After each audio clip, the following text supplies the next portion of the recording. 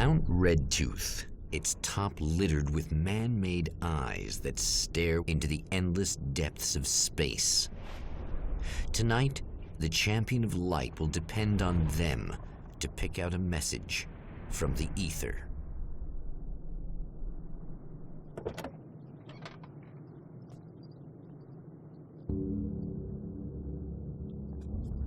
As history repeats itself, the man remembers the patterns.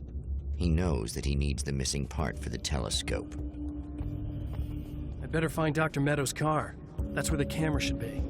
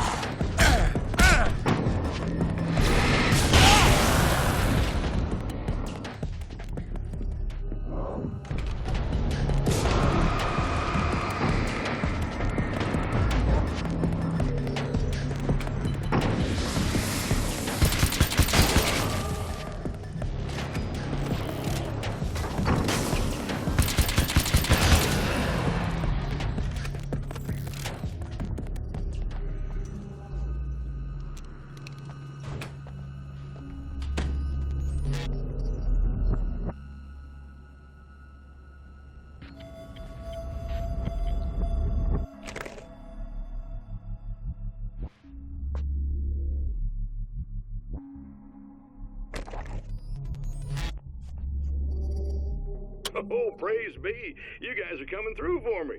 A pretty little light just started blinking on my board here, and that means there's a caller out there. You know, when the hours stretch into eternity like this, when it feels like I'm stuck in a rut and just reliving the same endless night over and over again, I feel genuinely touched by someone actually reaching out to me, breaking the monotony. I just want you to know that it really matters to me. Caller, you're on the air. You suck, Eddie! Did you know that this is my dream job? True fact?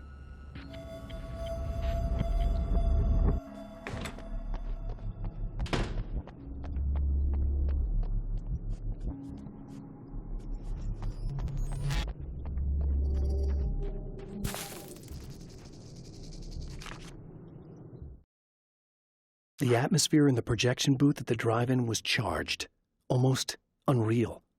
Despite that, the air felt cool and refreshing this late at night. It'd been a hot day. The summer was nearing its end, but it wasn't over yet.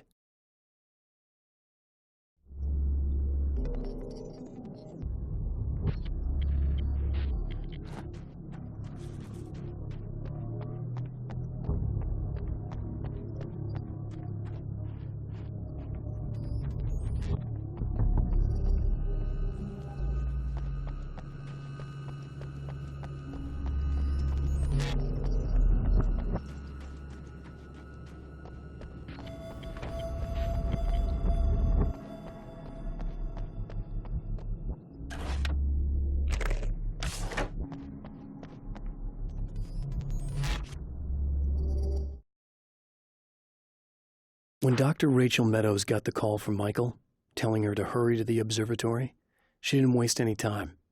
It had been a nice party. She'd had a good time, but her social life would always play second fiddle to the mysteries of space. Michael never showed up, of course. He pulled over at the wrong rest stop. She never even thought about him at the time.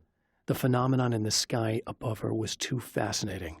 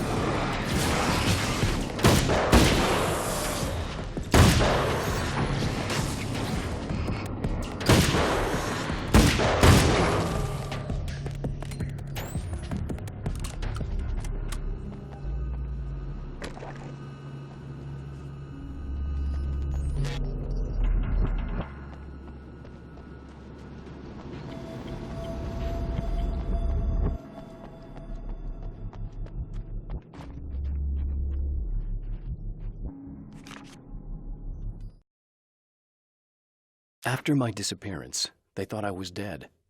I might as well have been. I know it's been 2 years. I know Alice has moved on. I've tried to find a way back to her, back to my life, but escaping the dark place is almost impossible. Time does strange things here, but dreams and radio signals can pierce the veil between the worlds. I catch glimpses and echoes of the world. Sometimes I send messages out. I can only pray that they hear them.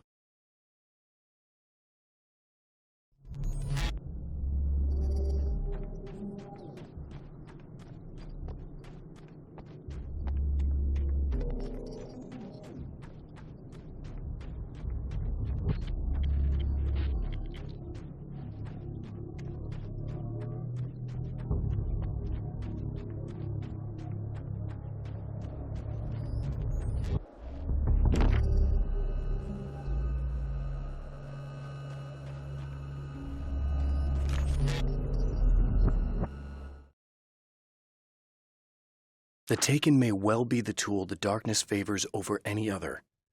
At some point, they used to be human, but whatever humanity they once had is long gone. Now they're just shells covered and filled by darkness. The Taken Mr. throws at me are more grotesque and varied than the ones I first encountered in Bright Falls. But I know how to deal with them. I'd be lying if I said they don't frighten me. But I've survived worse. I can't let them stop me.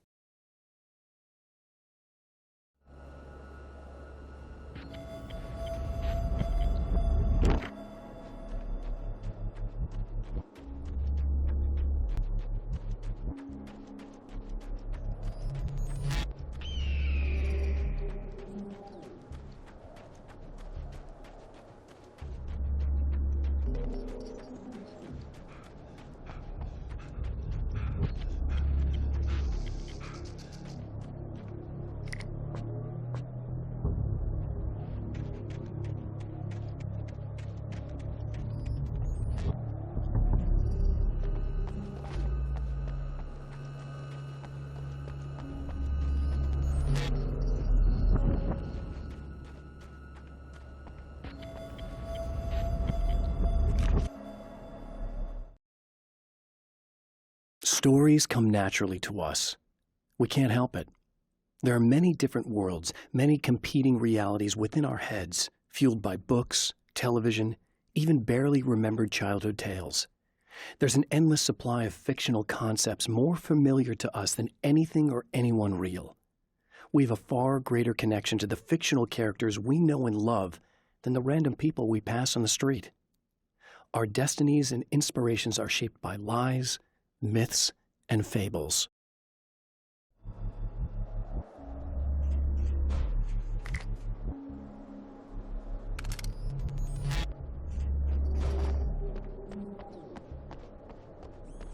I should find a camera before I talk to her.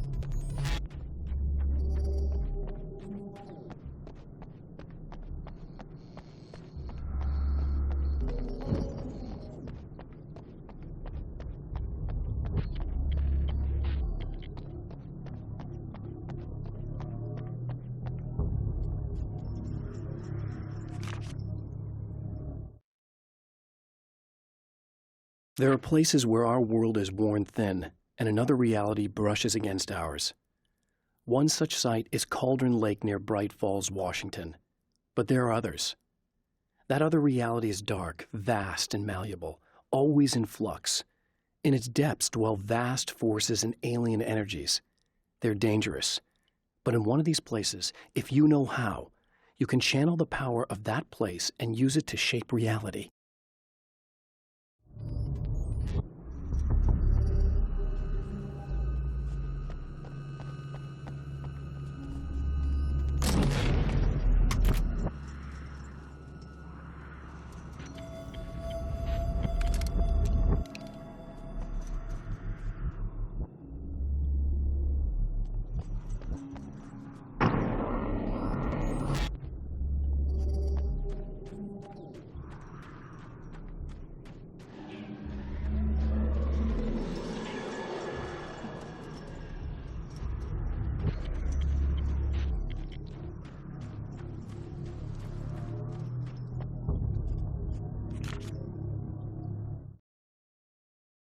The darkness rose from the depths of Cauldron Lake and took Alice.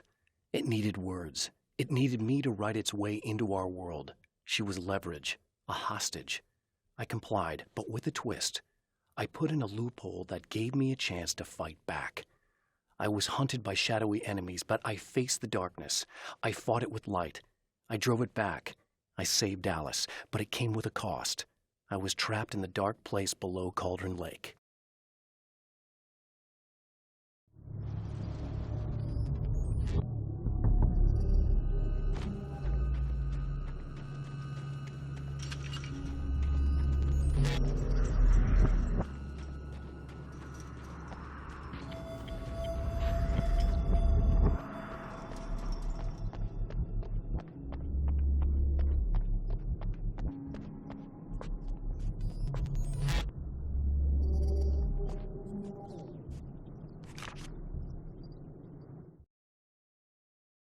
I've seen the enemy, and it's me.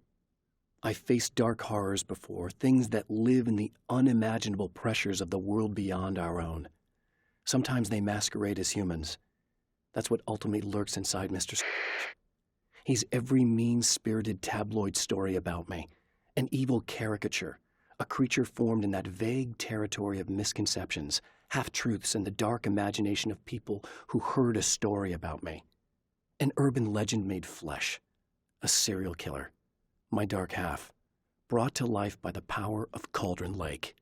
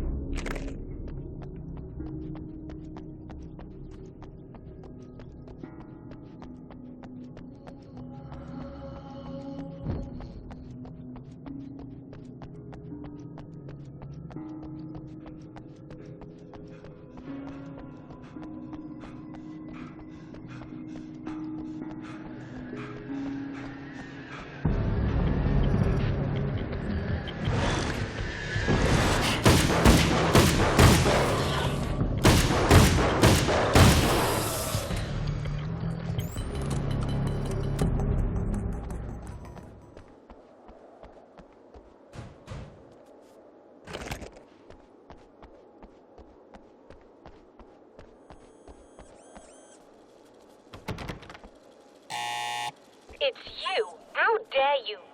No, wait. It isn't you, is it? I suppose you'd better come in. I'll unlock the door. Thanks.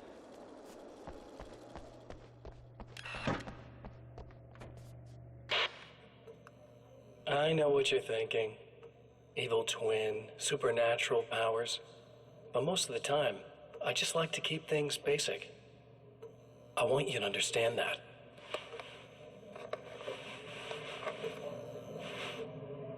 Like this. Need to get your hands dirty? No batteries, no moving parts, just physics. That's technology you can depend on. It's a classic. Speaking of classics, you need to be careful with this one, though. If the victim suddenly twists, you might end up cutting yourself. It's not really a workhorse, but I'm a sucker for this style. Now this is more like it. You've got slip-resistant grip. Believe me, you really want that traction once you're wrist deep in somebody. The blade's stiff enough so it won't open by accident in your pocket, but it's still really easy to open with just one hand. Now that's a big thing for me. I know what you're thinking. It's too big, too heavy. But sometimes you just need the extra oomph. If you're talking intimidation, this is gonna do the job. Also great for dismemberings and whatnot. You know, the messy jobs. I can't tell you how many things I've MacGyvered with this stuff.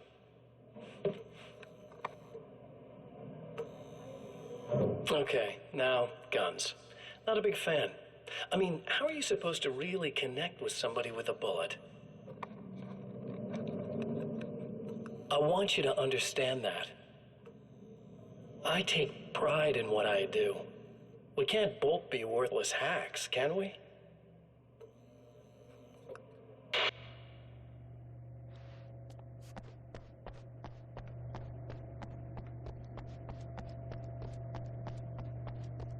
You'll have to forgive me, but this feels very strange.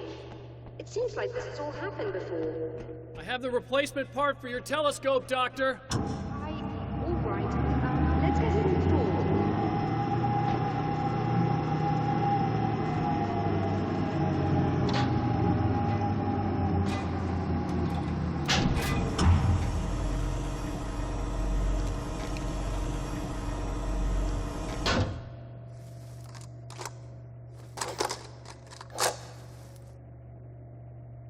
I think we can give this a go, although I have this strange feeling that something will Don't go start wrong. it up yet. There's a problem with the coolant system. Yes, that's right. I remember. All right, let me think. If they're sabotaging it, they'll be at the primary coolant pipe outside. If you can secure it, we should be ready to pick up the signal. That is why you're here, isn't it? Yes, it is. I'll take care of it. Before you go, if you have the time, I'd appreciate if you came up here and explained a few things. All of this is very strange to me.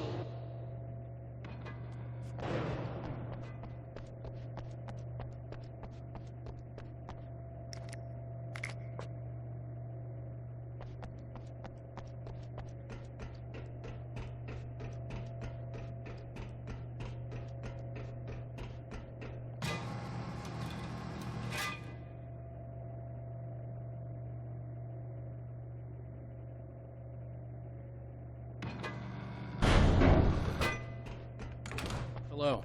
I don't quite know what's going on, but I seem to remember having had this encounter before. It's not deja vu, Doctor. This has happened before. We're caught in a time loop. That's utterly insane. How could that be? I can't really explain it. I suppose I could call it magic. I don't believe in magic. Neither do I. But I can't argue with what I've experienced. Listen, what matters now is the signal. The last time we only caught a part of it. I need the rest of it. Whether you believe me or not, you want to look into this as much as I do, right? Yes. All right. I realize that you have trouble believing this. That's an understatement. I can't deny that what you say resonates with me on some level I don't pretend to understand. But for all I know, I'm simply delusional. But it's not just you. I've experienced the same thing as you. Doesn't that prove something, at least? Maybe. On the other hand, given your appearance, And the fact that you're trying to convince me that I'm not insane, perhaps you're merely a hallucination that accompanies my delusions. You're not having a psychotic episode, Doctor. For what it's worth, I'm a skeptic by nature. I completely understand your reluctance to believe me. There are people caught so deep in their psychosis that they retroactively manufacture memories and beliefs that conform to the situation at hand. Sure, but you have to stop second-guessing yourself at some point, if you want to get something done.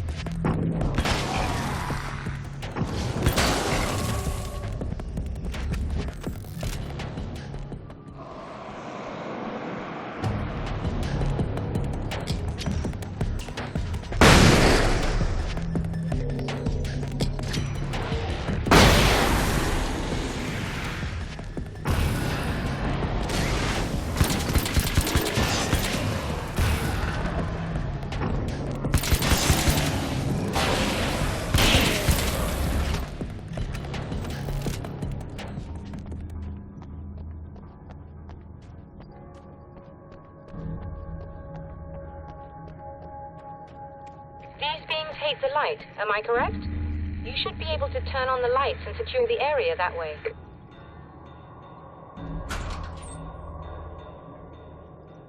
Doctor, can you hear me? I think we're good to go. All right. I'll start looking for the signal. Please, head back.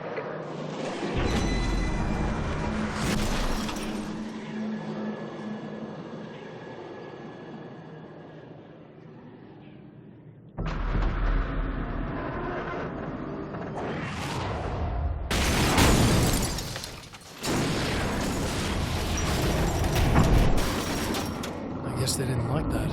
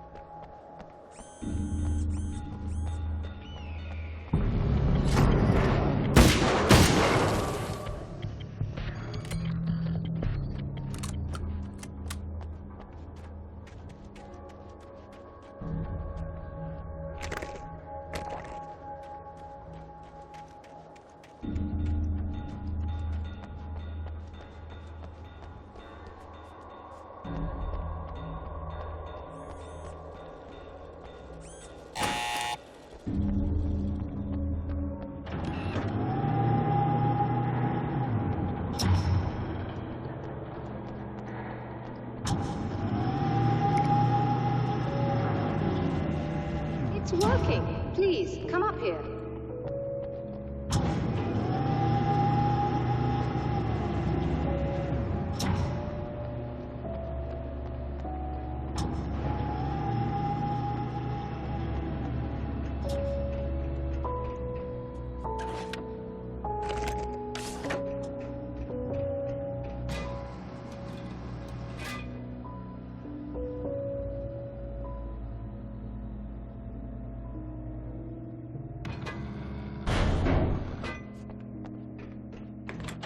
Find the signal? Yes. I don't think it's quite the same thing we had, the last time. Still, we're definitely picking it up. Are we getting the complete signal now? I'm afraid not. Take a look at it yourself. I'm printing out a hard copy now. I'd like to ask you a question or two before that, though, if you don't mind. What's on your mind, Doctor? Most people would find these events extremely disturbing, provided that they survive these creatures, that is. You seem to be quite adept at dealing with the situation. Why is that? Yes. I was involved in... It's a complex story. I was in this small town, and a horrible thing from another dimension kidnapped my wife and manipulated me into writing this horror story that came true. I learned to fight it with light, and I managed to contain it and free my wife. But I was trapped in its world. Are you serious? Absolutely. So, I'm used to reality working in strange or even impossible ways. And I've fought these things, not exactly like this, but close enough for a good while now. Of course, I have certain advantages. Was there anything else? What did you mean when you said you have advantages? At the risk of sounding like a lunatic, reality is much more fluid than people think. It can be influenced. I didn't take you for a mystic. I'm not. I'm a writer.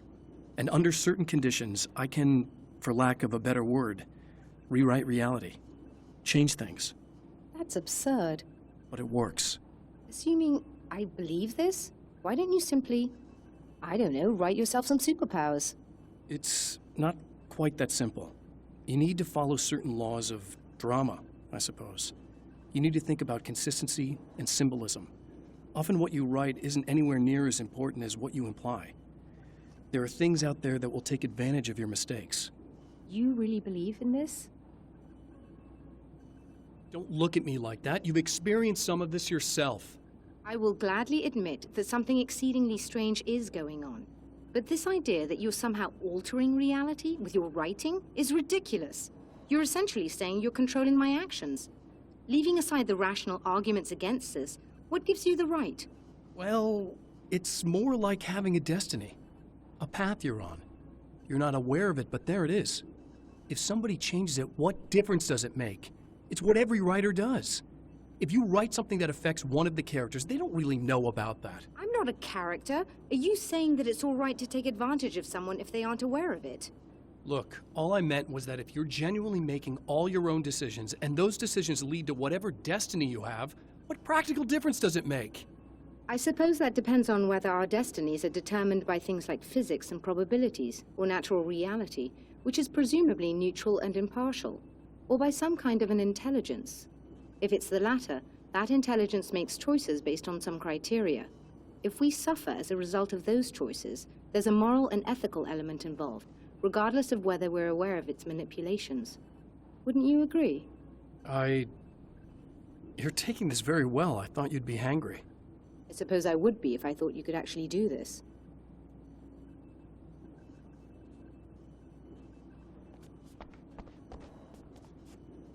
Another printout. Another signal fragment. The message is still not complete, but it's another piece of the weapon he has built against his adversary. Mere words on a piece of paper, but in the right hands, they will hold back the darkness